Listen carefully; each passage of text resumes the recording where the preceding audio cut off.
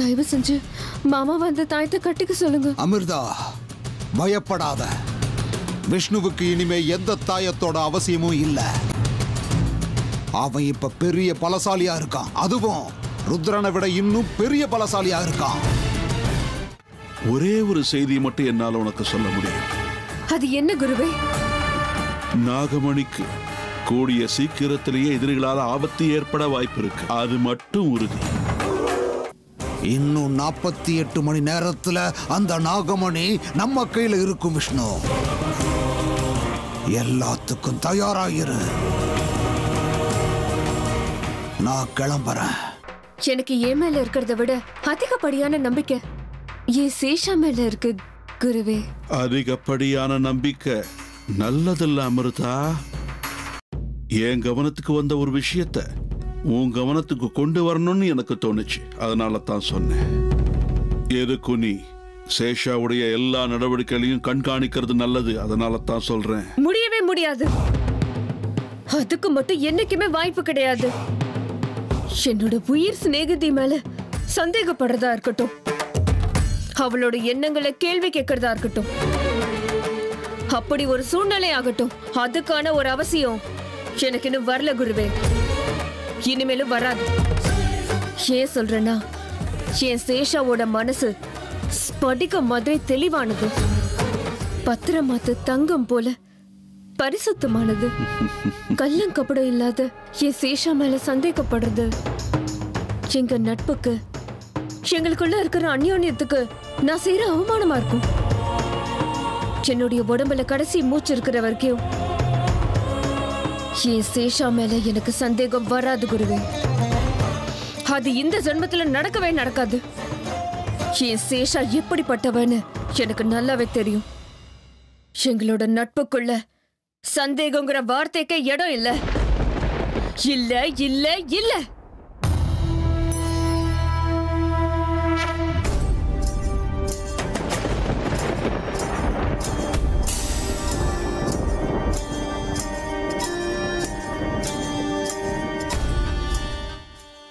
அமிர்தா, இப்ப நீ இருக்கிற சூழ்நிலையில நீ இப்படி பேசுறதெல்லாம் சகஜம்தான். ஆனா இனிமே என்ன நடக்கும்லாம் முடிவு பண்ண அந்த ஆண்டவன் இருக்கும்போது நான் ஏமாத்துறேன். என்ன நடக்கணுமோ அது நடந்தே தீரும். அந்த ஆண்டவன் இருக்கும்போது நான் ஒண்ணுமே இல்லை. நடக்கிறது நடந்தே தீரும்.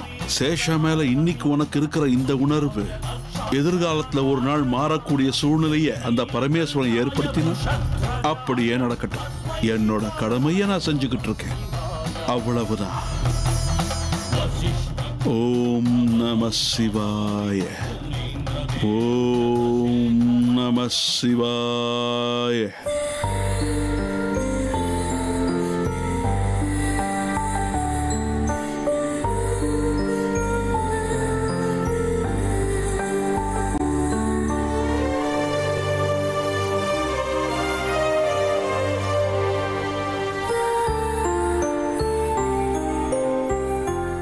என்னம்மா, இன்னும் நீங்க தூங்கல?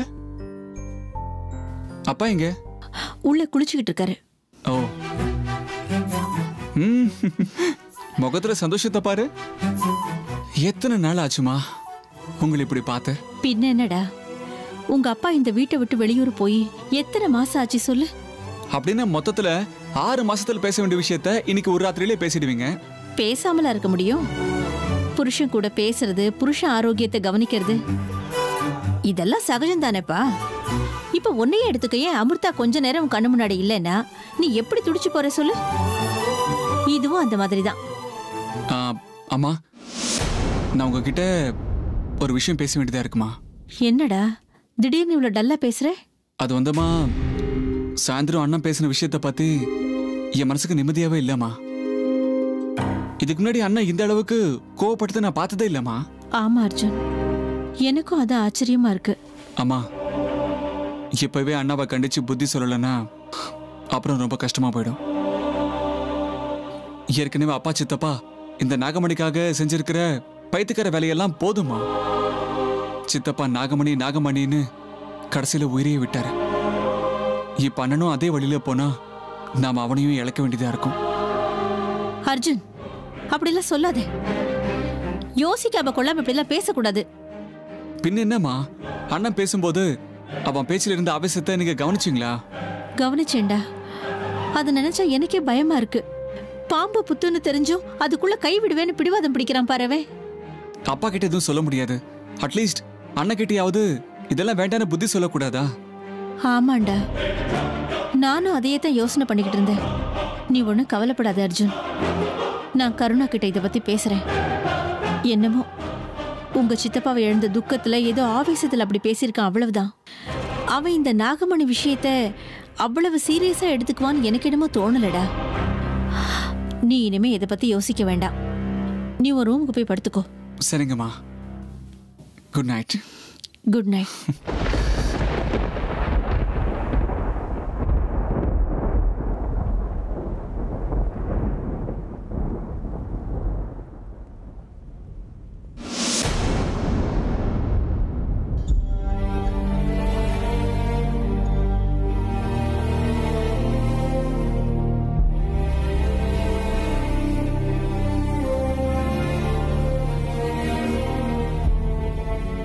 இத்தனை நாளா நீங்க நாகமணியை அடையிற போராட்ட களத்துல என்னோட எதிரியா தான் நீங்க தெரிஞ்சீங்க. ஆனா இன்னைக்கு பரிசுத்த மனசுள்ள தாய் மாதிரி நீங்க தெரியுறீங்க. இத்தனை வருஷமா உங்க முகத்துல தெரிஞ்சுக்கிட்டு இருந்த அளவுக்கு அதிகமான கோபம், வெறுப்பு எல்லாமே மாயமா மறைஞ்சு இப்ப வெறும் தாய்ப்பாசம் மட்டும்தான் உங்க முகத்துல என்னால பார்க்க முடியுது. இது வரைக்கும் என்ன ஆயிருந்தாலும் இனிமேலாவது நீங்க என்னோட அம்மாவா இருப்பீங்க. அதுலயும் அம்மா மட்டும்தான். இத்தனை வருஷமா என்னை வளர்த்து ஆளாக்குனதுக்கு நன்றி கடனா ஒரு மகனா என்னோட கடமையை செய்வேன். என்னோட தம்பி ருத்ராவோட கொலைக்கு நான் பழிக்கு பழி வாங்கியே தீருவேன். அம்மா, இது நான் உங்க மகனா உங்களுக்கு கொடுக்கிற வாக்குறுதியா நீங்க நினைச்சுக்கோங்க. என்னோட தம்பியை என்கிட்ட இருந்து பிரிச்ச அந்த நாகராணியை நிச்சயமா நான் பழிக்கு பழி வாங்கியே தீருவம்மா. இது உங்க மேல சத்தியம்.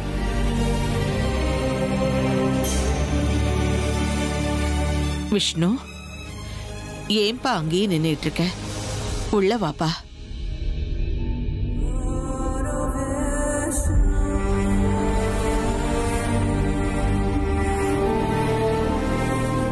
அம்மா, என்னம்மா முகம் ஒரு மாதிரி வாடி போயிருக்கு? என்னமோ தெரியலப்பா விஷ்ணு, எனக்கு ஒண்ணுமே புரிய மாட்டேங்குது. எல்லாமே ஒரே புதிரா இருக்கு. எனக்கு என்னமோ நான் பழசை எல்லாம் மறந்துட்டனோன்னு தோணுது. ஆனா என் புள்ள ருத்ராவை நான் இழந்துட்டேனப்பா. அந்த வேதனையை என்னால தாங்கிக்க முடியல விஷ்ணு. என்னால அதை ஜீரணிக்க கூட முடியல. உங்க மனவேதனை எனக்கு நல்லா புரியுதுமா. இங்க பாருங்கம்மா, நடந்தது நடந்து போச்சு. மனசை தேத்திக்கோங்க. ருத்ரா பேராசப்பட்டு அவன் சாவுக்கு அவனே காரணம் ஆயிட்டப்பா. விஷ்ணு, தயவு செஞ்சு நீ அவன் செஞ்சதையே செஞ்சிடாதப்பா. உன்னை நான் கெஞ்சி கேட்டுக்கிறப்பா. இத பாரு, இனி எப்பவும் நீ அந்த நாகராணி, அந்த நாகமணி விஷயத்துக்கு போக மாட்டேன்னு எனக்கு சத்தியம் பண்ணி கொடு. இந்த வெறுப்பு, பழி வாங்குற உணர்வு இதெல்லாம் நமக்கு வேண்டாம், நமக்கு வேண்டாம். சரி சரி, ரொம்ப நாள் கழிச்சு இப்பதான் வீட்டுக்கு வந்திருக்கேன். உன் பசங்களோட, உன் மனைவியோட சந்தோஷமா இருக்க பாருப்பா. நீயாவது உன்னோட பேர குழந்தைகளை தூக்கி வச்சு விளையாடணும். அதை விட்டுட்டு கோவம், வெறுப்புன்னு அந்த நாகராணி பின்னாடி போய் உன் நிம்மதியை நீயே பழக்கிக்காத. தயவு செஞ்சு புரிஞ்சுக்கோ. உன்னோட இந்த அம்மாவுக்கு வயசாகிட்டே போகுது. இந்த மாதிரி வேதனைகளை என்னால எப்படி தாங்கிக்க முடியும் சொல்லு?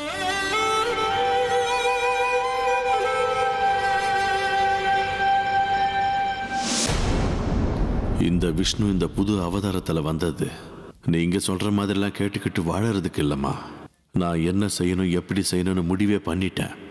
அப்படித்தான் நான் செய்ய போறேன்.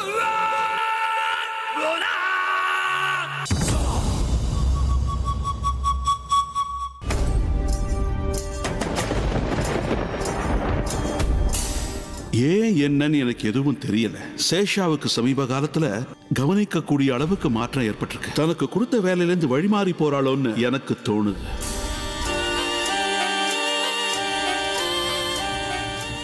அவளுக்குள்ள இருந்த பழிவாங்கிற எண்ணம், கோபம், வெறுப்பு எதுவுமே இப்ப எனக்கு தெரியல.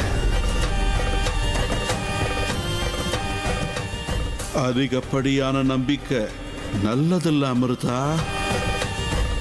என்னது? என்னைக்கும் இல்லாம இன்னைக்கு குரு சேஷாவோட நடவடிக்கையில ஏதோ மாற்றம் தெரிஞ்ச மாதிரி என்கிட்ட சொன்னாரு. அந்த மாற்றம் என்னவா இருக்கும்? எனக்கு அவகிட்ட எந்த வித மாற்றமும் தெரியலையே. ஆனா குரு இந்த மாதிரி எல்லாம் காரணம் இல்லாம சொல்ல மாட்டாரு. அப்படின்னா சேஷா உண்மையிலேயே மாறிட்டாளா? என் கண்ணுக்கு தெரியாத அளவுக்கு அப்படி என்ன மாறிட்டா? எனக்கு ரொம்பவே குழப்பமா இருக்கு. சேஷா கிட்ட ஒரு தடவை பேசி பார்த்துடலாம். சேஷா, சேஷா,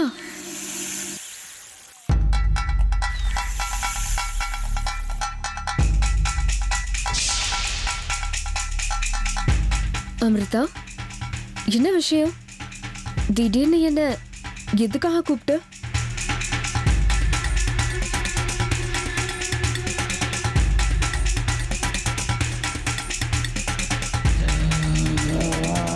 என்ன ஆச்சு அமிர்தா? எதுக்காக என்ன இப்படி பார்த்துட்டு இருக்க? இன்னைக்கு என்ன ஆச்சு உனக்கு? அது சேஷா, ஒன்றும் இல்லை. ஏதோ உன்கிட்ட பேசணும்னு தோணுச்சு, அதான் கூப்பிட்டேன். இல்லை அமிர்தா, நீ ஏதோ குழப்பத்தில் இருக்கிற மாதிரி தோணுது. உன் மனசுல ஏதோ ஒரு விஷயம் உன்னை தொல்லை பண்ணிக்கிட்டே இருக்கு. அது என்னன்னு சொல்லு. பரவாயில்ல, அதான் ஒன்றும் இல்லைன்னு சொன்னல சேஷா. உயிர் சிநேகிதி, நமக்குள்ள எந்த மறைவும் இல்லைங்கிற. ஆனா மனசுல இருக்கிற விஷயத்த பகிர்ந்துக்க உனக்கே எவ்வளவு தயக்கம்? உன் மனசுக்குள்ள ஏதோ ஒரு விஷயம் உன்னை இம்சிக்குது. அத சொல்லணும்னு தோணிருச்சுன்னா யோசிக்காம சொல்லிடணும். மனசுலயே போட்டு புழுங்கிக்கிட்டு இருந்தா கடைசியில உனக்கு தான் பிரச்சனை ஆகும்.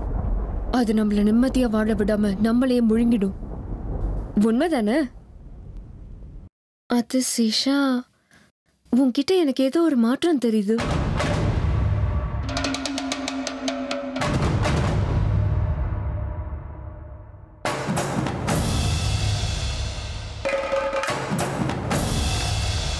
அமிர்தா, என்ன திடீர்னு இப்படி பேசுற? என்கிட்ட மாற்றம் தெரியுதா? அதுவும் உனக்கா? என்னுடைய உயிர் சிநேகிதியான உனக்கு நான் மாறி இருக்கேன்னு தோணுதுன்னா அதுக்கு என்ன அர்த்தம்? எந்த அர்த்தத்துல இந்த வார்த்தையை நீ சொல்ற? என்னன்னு சொல்ல அமிர்தா. எனக்குள்ள எந்த விதமான மாற்றமும் ஏற்படல அமிர்தா. இத்தனை நாளா நீ சொல்ற காரியங்கள் எல்லாம் கொஞ்சம் கூட பிடியே இல்லாம செய்யறதை தவிர வேற எதை பத்தியும் கனவுல கூட நினைச்சு பார்க்காத எனக்கு எனக்குள்ள மாற்றம் தெரியுதா? அதுக்கு வாய்ப்பே இல்லை அமிர்தா.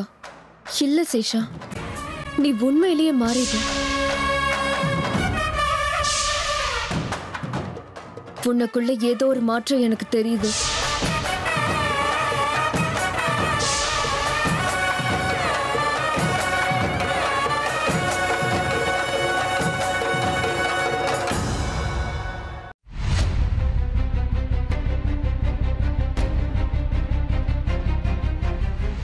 விடக்கூடாது, நிக்காது, நிக்கவும் கூடாது. என் சித்தப்பாவை பலி வாங்கிட்ட இல்ல நாகராணி, பாத்துக்கிட்டே இரு. உன்னோட ஆயுதத்தை உனக்கு எதிராக பயன்படுத்தி உன்னை அடியோட அழிச்சு காட்டுறேன் பாரு. கருணா, ஆமா, நீங்க எப்ப வந்தீங்க? அதான் நாகராணி, நாகமணி அழிச்சிருவேன் அப்படின்னு என்னென்னமோ உளறிக்கிட்டு இருந்தேல்ல, அப்பவே வந்துட்டேன். இல்லம்மா, அது எதுவும் பேசாதடா. நீ என்கிட்ட எதுவும் பேச வேண்டாம். அம்மா, இப்ப என்ன ஆச்சுன்னு இப்படி அழறீங்க? கருணா, பாரு, இதெல்லாம் கொஞ்சம் கூட சரியில்லைப்பா. இந்த கோவம், இந்த வெறுப்பு, இந்த ஆவேசம், இந்த ஆத்திரம், இங்க பாரு, இது எதுவுமே நமக்கு நல்லது இல்லப்பா. அப்படின்னா நம்ம எல்லாரும் சாமியார் மாதிரி அமைதியா இருக்கணும்னு சொல்றீங்க. அந்த நாகராணி மட்டும் நம்ம எல்லாரையும் வரிசையா பலி வாங்கிட்டே இருப்பா, அப்படித்தானே? எதுக்குமா? ஆஃப்டர் ஆல் ஒரு பாம்பை பார்த்து நம்ம இந்த அளவுக்கு பயப்படணுமா? எதுக்கு? போதும், நிறுத்து கருணா. நாகங்கள்னு சொன்னாலே தெய்வ சுரூபம்னு சொல்லுவாங்க. இங்க பாரு, உங்க அப்பாவும் சித்தப்பாவும் ஒரு பெரிய பாவத்தை பண்ணிட்டு அதோட கோபத்துக்கும் வெறுப்புக்கும் ஆளா இருக்காங்க. உன்னோட சித்தப்பா தான் உயிரையே எழுந்துட்டான். இங்க பாரு, இந்த வெறுப்பு, இந்த கோபம், இது எதுவுமே நமக்கு வேண்டாம் கருணா. இதுக்கெல்லாம் இன்னைக்கே முற்றுப்புள்ளி வச்சிடுங்களேப்பா. இங்க பாரு, நீ உன் பொண்டாட்டி பிள்ளைங்களோட நல்லா வாழணும் கருணா. என் பேச்ச கொஞ்சம் கேளுடா. தெய்வ நிந்தனை, சாபம்லாம் நமக்கு வேண்டாம் கருணா. மா, இந்த பொறுமையாரு சகிப்பு தன்மையோட இருன்னு கேட்டு கேட்டு போர் அடிச்சிருச்சு. ஆமா, நீங்க தெய்வம் தெய்வன்றீங்களே, அதே தெய்வம் நம்ம முதுகுல பிடிச்ச வேதாள மாதிரி ஏன் நம்மள தொந்தரவு பண்ணிக்கிட்டு இருக்கு? இல்லம்மா, இந்த தடவை 2ல 1 பாத்திரலாம் நான் முடிவு பண்ணிட்டேன்.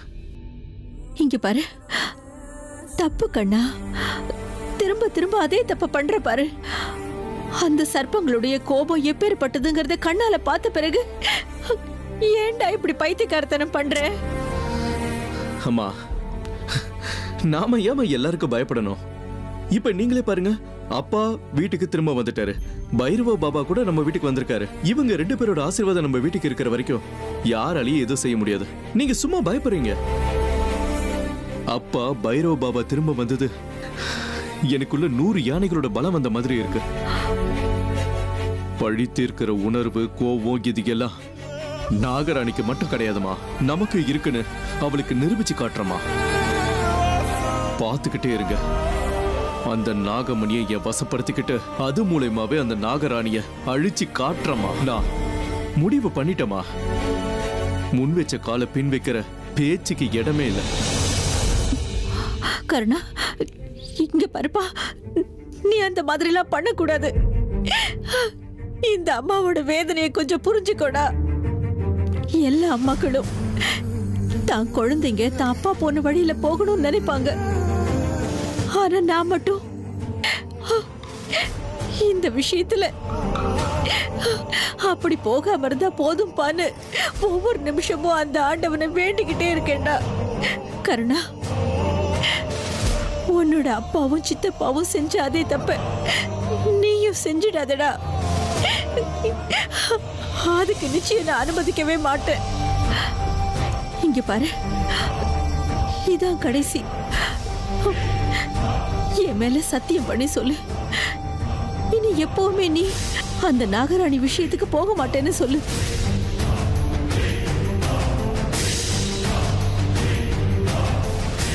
உங்க மேல சத்தியம் பண்றமா, எந்த காரணத்துக்கு ஒன்னும் என் முடிவை மாத்திக்க மாட்டேன்.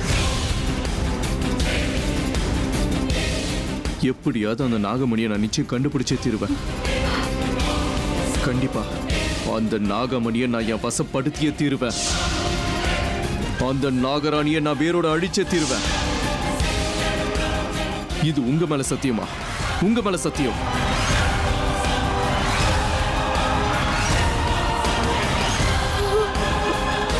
அம்மா, அம்மா, அம்மா.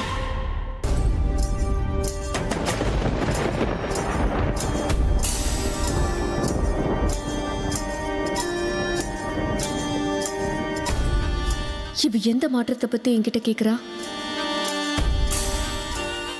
என் மனசு அர்ஜுன் விஷயத்துல எனக்கே தெரியாம சஞ்சலப்பட்டது அவளுக்கு தெரிஞ்சிருக்குமோ? சொல்லு சேஷா, என்ன ஏன் பேசாம நிக்கிற? உனக்குள்ள ஏன் இந்த மாற்றம்னு உன்னை கேக்குறேன், பேசு. அமிர்தா ஏன் திரும்ப திரும்ப என்கிட்ட இதையே கேட்டுக்கிட்டு இருக்கா? இவளுக்கு என் மேல சந்தேகம் வந்துருச்சா? சரி, நானே சொல்றேன் கேளு. உனக்குள்ள ஏற்பட்டிருக்கிற மாற்றம் என்ன தெரியுமா? அன்பு அதிகமாயிருக்கு.